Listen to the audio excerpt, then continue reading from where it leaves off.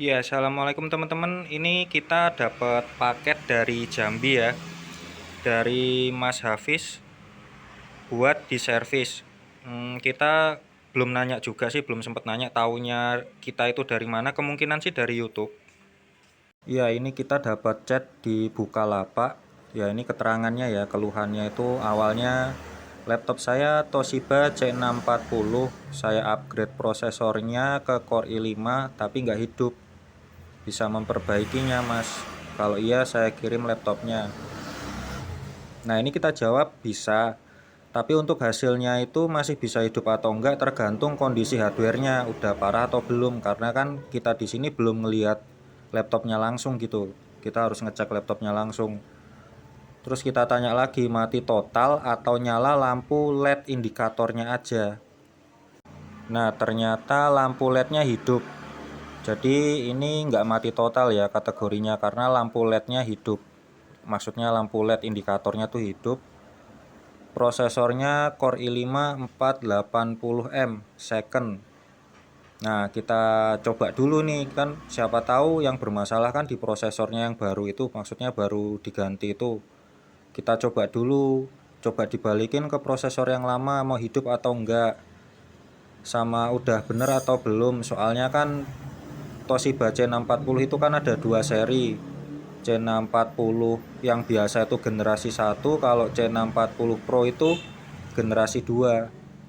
Nah, bisa hidup apa enggak? Ternyata udah dibalikin ke prosesor yang lama, itu masih enggak hidup.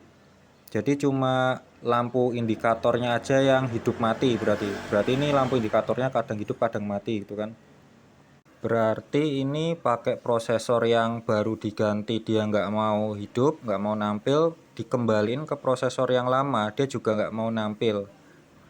Cuma lampu LED indikatornya aja yang nyala. Ya kasusnya kayak tadi itu ya teman-teman ya. Jadi kita sekarang mau bongkar dulu, mau kita bongkar. Terus mau kita, ya udah pastinya kita cek dulu, kita analisa permasalahannya itu ada di mana. Jadi kita butuh waktu untuk analisa, untuk ngecek. Nanti hasilnya kita lanjut di video. Ya ini kita pause, maksudnya kita stop dulu, nanti kita lanjut. Ya setelah kita cek teman-teman, ternyata ini penguncinya aja yang dia nggak 100% ngunci gitu. Penguncinya dari prosesor ini itu dia nggak 100% ngunci, itu yang bikin arusnya jadi ya kayak yang tadi ditulis di itu ya, di chat itu ya. Jadinya dia cuma nyala indikator. Nah ini loh kunci ininya, pengunci ininya yang nggak 100% mengunci gitu. Itu sebabnya ya jadi cuma nyala lampu indikatornya aja teman-teman ya. Setelah kuncinya kita rapetin, itu kita tes seperti ini, udah bisa nyala, udah bisa tampil. Cuman kok tulisannya the firmware has detected that a CMOS battery failure ya. Kemungkinan ini baterai CMOS-nya. Jadi nanti coba baterai CMOS-nya kita ganti. Dan ketika terdisplay seperti ini kita masih ngetes ya untuk beberapa menit. Kita tes beberapa menit supaya mengetahui soketnya ini masih 100% sehat atau enggak gitu teman-teman. Karena kan sempat ini kan sebelumnya kan sempat dia belum rapet, maksudnya belum kenceng tapi udah di on kan gitu loh. Laptopnya mesinnya udah di on kan. Apakah itu berpengaruh di soketnya?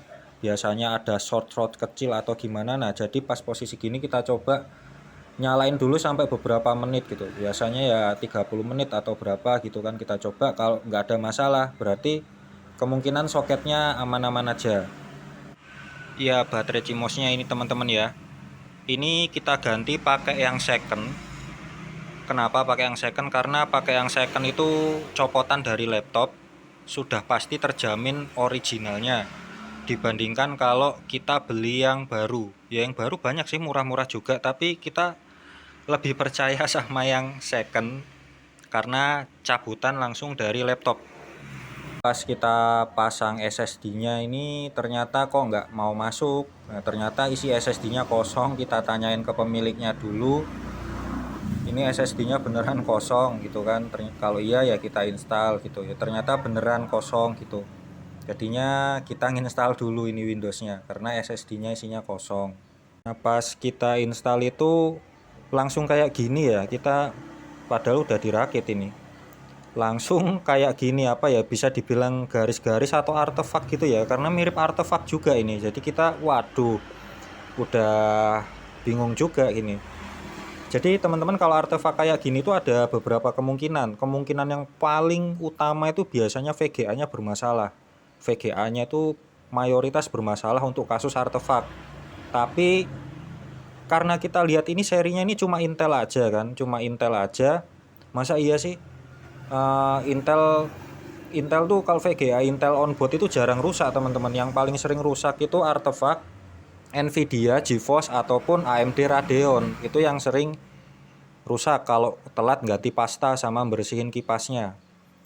Ya kita moga-moga aja bukan VGA-nya, kita coba yang lain lagi.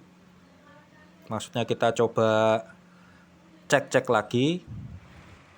Untuk laptopnya ini kita lihat RAM-nya ini 6 GB teman-teman, dari 4 ditambah 2. Jadi kita coba RAM-nya dulu. Ternyata RAM yang satunya itu bermasalah, yang ini. Nah, ini bermasalah RAM-nya ini. Jadi kalau ini dipasang itu dia akan artefak seperti tadi itu loh. Akan artefak. Alhamdulillah ya bukan VGA-nya, karena ya itu tadi, biasanya yang VGA-nya cepet kena itu yang Nvidia GeForce sama AMD Radeon. Intel tuh hampir ya mungkin 1:100 kalau yang kena itu. Jarang, karena kita ngelihat ini tadi dia cuman Intel aja kan. Ya udah gitu loh, kita langsung coba kemungkinan ini, ternyata benar. Jadi sekarang hanya terpasang satu RAM aja. Satu RAM aja. Karena udah kita coba bolak-balik, penyebabnya tuh ini, setiap ini dipasang dimanapun ini pasti nanti akan artefak garis-garis gitu. Tapi kita pastikan juga soketnya itu aman. Kita tes pakai RAM lain, jadi kita tes dual RAM juga tapi pakai punya kita gitu. Ternyata normal, berarti bukan soketnya, berarti murni ini RAM-nya yang bermasalah.